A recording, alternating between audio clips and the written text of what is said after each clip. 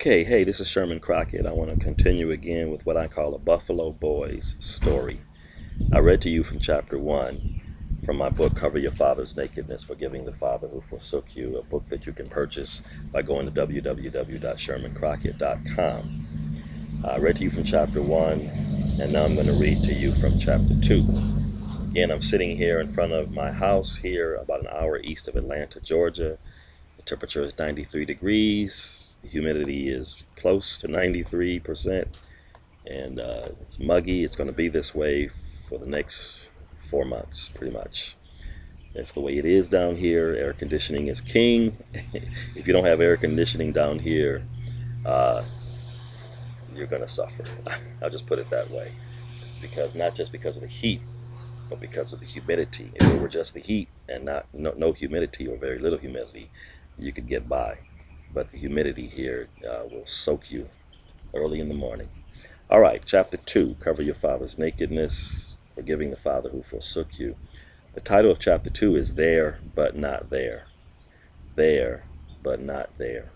And I try to have a quote from someone right under each chapter title. And here I'm going to quote a high school student whom I interviewed in 2005. And this student said to me, "My father is nothing to me but a sperm donor. My father is nothing to me but a sperm donor." That's a pretty strong indictment against a father who, for some reason, failed to keep a proper relationship with his son or with his daughter. All right, here we go, chapter 2. As I recall, most of the families in my 2 childhood neighborhoods had what some scholars would call residential fathers. That is, the families that I remember as a child growing up on the east side of Buffalo, New York, from the late 1950s through the mid-1970s, had both parents present in the home. My earliest memories are from a neighborhood known as the Fruit Belt, so named because the streets were named after fruits. We lived at 217 Maple Street, upstairs from my Uncle Ernest Fats Crockett and his wife Ruth. Although my memories of life in the Fruit Belt are somewhat vague, I do remember when President John F. Kennedy was assassinated, because I was a student at Public School 37 at the time, in the 1st grade. Most of the families, such as the Baldwins and my Uncle Fats and his wife Ruth, represented the 2-parent homes which were much more common then. We moved on December 19, 1964, when I was 7 years old, to a section of Buffalo known as Cold Spring. I don't know where this name came from, but I do know that it was a step up from life in the Fruit Belt. But I've since the book has been published, I did discover that that name was taken from the people who, the early settlers in Buffalo, had something to do with the water supply, cold springs of water, etc. You can Google that if you want to learn more about that. On Maple Street, we rented an upstairs flat from my Uncle Fats and my Aunt Ruth. But in Cold Spring, we owned our own home at 61 Headley Place. This was a rather middle-class neighborhood that had been inhabited by whites until very recently and still had a smattering of white families who hadn't moved for either economic or other practical reasons. As a matter of fact, my first best friend was a white boy named Jimmy Fatty. He had 2 brothers, one named Charlie, one named Dave, and a sister named Judith. His father had snow-white hair and was very old even back then. He kind of put me in mind of Charlton Heston's role as Moses in the 10 Commandments, when he came down from Mount Sinai and his hair was snow white. His mother was nice but very stern, and I'm sure very leery of the gradual change of complexion of her once beloved neighborhood. The homes were mostly 2-story single-family dwellings with both basements and attics. You've certainly seen how the homes look when the popular sitcom All in the Family is coming on and going off. This would give you a pretty good picture of the outward appearance of many of these homes. They also had backyards, and most, though not ours, had driveways and garages. It's so ironic that we moved into that neighborhood because my mother says that she and others weren't allowed in that neighborhood when she was much younger because they were from, as they say, across the tracks. Also ironic is the fact that, according to her, it wasn't the white people who chased them out of Cold Spring, but the relatively few uppity blacks who lived there at that time. That's according to my mother, who was a pretty good historian. As in the Fruit Belt, the majority of families that I came into contact with had both parents in the home. Many of the men, such as my father, were blue-collar factory workers who worked at the various auto plants, such as Chevy and Ford, and steel plants, such as Bethlehem and Republic, which supplied ample employment for working-class Buffalo, New York. To the contrary of the blue-collar plant workers, some of the African-American men in my neighborhood were also entrepreneurs. Some, like Felix Harris's dad and Charlie Fisher's mother, who were real estate agents owners, owned or operated businesses in their homes. I can also remember there being a black dentist on the corner of Headley Place and Jefferson Avenue, and one family, the Beals, whose father was an engineer with the Cornell Aeronautical Laboratory. So the image of black men that I grew up with was in many ways positive and was in sharp contrast to the negative stereotype of the absentee, economically deprived black man who today is constantly trapped inside the revolving door of the criminal justice system. Yet something was missing, something so vital that I can still feel its effect on my soul. And I'm certain that other children who grew up with me during those socially turbulent times can also feel its profound effects. What was missing, but was so vitally important, was ongoing intimate interaction between these men and their children. Now, I'm not arrogant or naive enough to think or think that I know what went on behind the closed doors of these homes, but I can honestly tell you that I have a pretty good sense, a discernment about this based on both the lack of interaction between my father and his children and what I as a child, adolescent, and teenager observed with other families. In the final analysis, these men who were family providers in the 50s, 60s, and 70s weren't part of a touchy-feely generation of men. These were men who had either served in the military during World War II or had been born as my father, who was born in 1934, just before the start of that nearly global conflict. These men, and trust me, I'm not in any way glorifying or excusing them, epitomized the blue-collar ethic that was predominant in such Rust Belt cities of the North and Midwest as Pittsburgh, Detroit, Cleveland, Gary, Indiana, and Buffalo, New York. Their idea of being a good father was much more steeped in financial support than coming to their children's first piano recital or taking their children to the public library. That sort of fathering was pretty much reserved for the suburban dads out in Williamsville, Cheektowaga, Hamburg, Amherst, Tonawanda, and other predominantly white suburban Buffalo enclaves. These men worked hard during the week and drank hard on the weekends. Many of them, along with many of their wives, were functional alcoholics. That is, they were alcoholics but had not in most cases gotten to the point where the alcohol kept them from earning a living. And even if it had, they belonged to such strong unions, such as the United Auto Workers and the United Steel Workers, that firing them would have been nearly impossible. Some scholars also see powerful outside forces as pivotal in the shaping of my father's and other men's attitudes toward their children. One scholar said, role identity theorists have also emphasized the importance of parental cognitions in deriving meaning out of child rearing. Paternal beliefs about child rearing responsibilities are likely molded by political, social, economic, and moral forces within the culture itself. Thus, understanding men's ethno-theories about manhood, fatherhood, and parental responsibilities can prove fruitful in interpreting what drives their levels of involvement with children. An excellent example of how child-rearing beliefs are shaped by the above-mentioned social forces would be the late Senator Strom Thurmond of South Carolina's rather strange relationship with his African-American daughter. According to S.E. Mae Washington Williams, Thurmond's African-American daughter, whom he sired by 15-year-old black housemaid Carrie Butler Clark, her father, a staunch segregationist who once ran for president of the United States on the Dixiecrat ticket, held an arm's-length relationship with his black daughter. According to her, quote, I wanted to belong to someone, even if this particular someone might not want me to get too close. Every girl wants her daddy, and I wanted mine, however unlikely a parent he might be. I also wanted to ask him, as in the Bible, why have you forsaken me? End quote. It is vitally important to remember that most men of my father's generation had at most a high school education, and therefore lacked the financial resources to offer their families many of the amenities enjoyed by families of those with greater financial means. This economic reality likely in turn caused such men to believe that their primary role was to provide the necessary means for their family's existence. Period. Any personal nurturing beyond that would have been rare indeed. As I sit and think about the fathers of many of my childhood friends, I get a sharp mental picture of men who are thankfully willing and able to provide the necessary economic support for their families, but spending copious amounts of time with their children or wives after working 8, 10, or even 12 hours at a factory for 5, 6, or sometimes 7 days a week was virtually non-existent. That was reserved for Leave It to Beaver, Father Knows Best, The Brady Bunch, and other fantasy-based television families.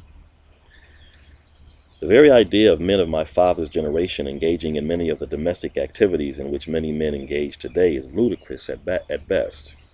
According to some behaviorists, many fathers today spend at least an hour or more washing dishes, feeding children, cleaning the house, playing with their children, etc. Such was not the case with the majority of men of my father's generation, because to do these things was considered effeminate. My father never, nor was he expected to, wash dishes or clothes, coddle his children, make up beds, and other such things. Neither did I ever see the fathers of my friends engage in those chores when I visited their homes, which was quite often. This frequency of visits to my friends' homes was necessitated by the need to be indoors most of the time during the long and brutal Buffalo, New York winters. As a result, it wasn't uncommon to spend a considerable amount of time at the homes of my friends. When I was in their homes, their dads were there, but were normally engaged in what would be typically viewed as male-oriented activities, such as watching sports on television or playing poker. I never ever walked into one of my friends' homes to the spectacle of his or her father fluffing pillows or vacuuming floors. Such domesticity was clearly unheard of then, simply because it just wasn't part of their socialization. I grew up in a household with 2 sisters, a mother, and for many years my maternal grandmother lived with us. I therefore never ever engaged in any of the domestic responsibilities so commonly engaged in by many men today, and I must admit that even now it is very difficult for me to willingly and joyfully engage in them in my own home. I suppose that growing up in a macho home has had very profound effects on me as it pertains to engaging in domestic chores. You have to remember that my father's generation was composed of war heroes, both real and those of Hollywood's vivid imagination. This was the generation of John Wayne, Humphrey Bogart, Edward G. Robinson, and other tough guys of the silver screen. Real-life heroes included President Dwight Ike Eisenhower, who as Supreme Commander of the Allied forces during World War II is credited with being the mastermind behind the June 1944 D-Day invasion of Europe. You had General George Patton, Jim Brown, and President John F. Kennedy of PT 109 fame. Can you imagine Martin Luther King Jr. or Sr. washing dishes, or Humphrey Bogart changing diapers, or Malcolm X, Sidney Poitier, or Ossie Davis making sure that the bedspread was straight? Or how about Hollywood tough guy George Rath making up a few beds between making gangster movies? Or maybe we could see Chuck Connors babysitting for a few hours in between filming The Rifleman. It's absurd. The generation of men born between 1875 and 1945 was not a stroker generation, but one steeled by the Spanish-American War, 2 world wars, Prohibition, and the Great Depression.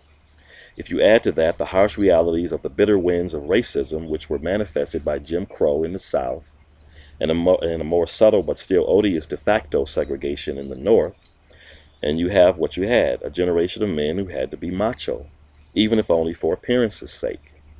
This harsh reality confirms what some say about the socialization power of outside forces. In this case, it was the golden age of Hollywood, the advent of television, and the prevailing social-political climate which so powerfully framed the mindset of the men of my father's and his father's generations. I would now like to discuss a concept that has become popular in both secular and sacred circles, and is, in my opinion, very worthy of discussion. I sincerely believe that this concept played a major role in my father's life, and also plays a similar role in our lives today. What I am referring to is the concept, the idea of self-esteem, which has become a buzzword in the psychological, business, political, and even religious communities, even to the extent that individuals such as Tony Robbins, Zig Ziglar, Joel Osteen, and the Reverend Robert Schuller of the Crystal Cathedral in Garden Grove, California, have sold millions of books and made millions of dollars promoting self-awareness and self-esteem. According to Nathaniel Branden, who is considered by many to be the father of the self-esteem movement, This idea of the recognition of our self-worth or self-esteem really began to catch fire in the 1980s. According to him, self-esteem is 1, confidence in our ability to think and to cope with the basic challenges of life, and 2, confidence in our right to be happy, the feeling of being worthy, deserving, entitled to assert our needs and wants, and to enjoy the fruits of our labors. Brandon then goes on to assert that the average home is dysfunctional and that it therefore produces dysfunctional children, who then become dysfunctional adults who are plagued by low self-esteem. Now the question must be asked, did the seeds of self-doubt produce a harvest of absenteeism? "My dad rocks," one child said about her father. That's another interview that I did. We must therefore ask ourselves the question, if low self-esteem is plaguing the minds of millions, what is the source of this self-doubt? I firmly believe that the absence, either physically, emotionally, or both, of a caring, nurturing, affirming father is the chief culprit which creates low self-esteem. I say this and will attempt to prove it because it is the father more than the mother or anyone else who both presents the child with a concrete image of who God is in the Judeo-Christian sense and has been ordained and endowed by God to instill in the child the foundational characteristics and attributes that God needs to mold the child into a vessel of honor for His glory. When this type of father is missing, dark clouds of inferiority can quickly settle over the child's mental skies to the extent that he or she will begin to doubt who he or she really is. This doubt may manifest itself in subtle or profound ways early in life or later in life, or both. Early in life, it may manifest itself by low achievement in school, constant disciplinary problems, or sexual promiscuity and drug abuse. Later in life, it may manifest itself, according to Nathaniel Branden, as a time bomb of poor self-concept, which may tick silently for years while an individual driven by a passion for success and exercising genuine ability may rise higher and higher in his profession. Then, without real necessity, he starts cutting corners morally and or legally in his eagerness to provide more lavish demonstrations of his mastery. Then he commits more flagrant offenses still, telling himself that he is beyond good and evil, as if challenging the fates to bring him down. Only at the end, when his life and career explode in disgrace and ruin, can we see for how many years he has been moving relentlessly toward the final act of an unconscious life script he may have begun writing at the age of 3. So how did my paternal grandfather's death affect my father? He died when my father was a tender 6 years of age, when children are in the midst of establishing their self-identity. Psychologist Erik Erikson's psychological child development model offers us some insight into what may have occurred in my father's psyche when his father died. According to Erikson, in the initiative versus inferiority stage, which occurs between the ages of 6 and puberty, children begin to develop a sense of pride in their accomplishments. They initiate projects, see them through to completion, and feel good about what they have achieved. During this time, teachers play an increased role in the child's development. If children are encouraged and reinforced for their initiative, they begin to feel industrious and feel confident in their ability to achieve goals. If this initiative is not encouraged, if it is restricted by parents or teachers, then the child begins to feel inferior, doubting his own abilities, and therefore may not reach his own or her own potential. Her own would be my addition to his quote. According to Erikson's industry versus inferiority stage, childhood initiative may be further encouraged or restricted by either parents or teachers or by both. This initiative would certainly suffer a setback if one of the parents dies while the child is in this formative stage of life. Because it was the father who died in my father's case, the primary encourager and builder of childhood self-esteem was suddenly taken from my father's life. Yes, he had a mother who did the best that she could under her circumstances and with her limited resources, as we have millions of mothers who have and are currently doing a magnificent job of raising their children alone under some of the most arduous circumstances imaginable. Nevertheless, no matter how valiantly a woman or a surrogate father may try to replace a child's father, it can't happen. There are individuals and groups such as the 100 Black Men of Atlanta, the Boys Clubs of America, church youth ministries, school tutoring and mentoring services, etc., which are to be commended for the time and effort that they put into steering young children in the right direction. But try as they may, they can never adequately take the place of the child's biological father. While the child may be thoroughly enjoying himself while camping with the Boy Scouts or with a church youth group, deep within the tender recesses of his soul, he's wondering, where's Daddy? While sincerely attempting to bond with the mentors of the various social and religious groups whose goal it is to keep children on the straight and narrow path, the child will still have that aching, that internal yearning for the father's assuring presence. Why is this so? Why can't the literally millions of surrogate parents adequately take the place of the millions of fathers who, for whatever reason, aren't a comforting, reassuring, and affirming presence in their children's lives? The answer is because once God ordained something to be so, nothing, no matter how well informed or intentioned, can change it. God has ordained the father to be the pace setter for the family, the image reflector, the chief provider of financial, emotional, physical, and spiritual security. It is the father who, under both ideal and less than ideal circumstances, reveals to the children the correct image of God the Father of our Lord and Savior, Jesus Christ. It is the father who is supposed to mirror the image of God as a bridge over troubled waters, or no waters, a loving but firm disciplinarian, a creator and affirmer of his children's identities, and a blessed assurance of his continued presence. It is these four attributes that lead me into a thorough discussion of the greatest father-son relationship that ever existed. And of course, I'm talking about God and his son Jesus. But that's that's the end of my reading from chapter 2. Again, if you would like to purchase this book, you may purchase it through going to my website, www.shermancrockett.com. You may purchase it securely through PayPal. Look for the icon, the book icon, at the top of the website homepage. God bless you. I'm going to read to you from chapter 3 very soon. Thank you for listening to this video presentation of my book, Cover Your Father's Nakedness, Forgiving the Father Who Forsook You. God bless you.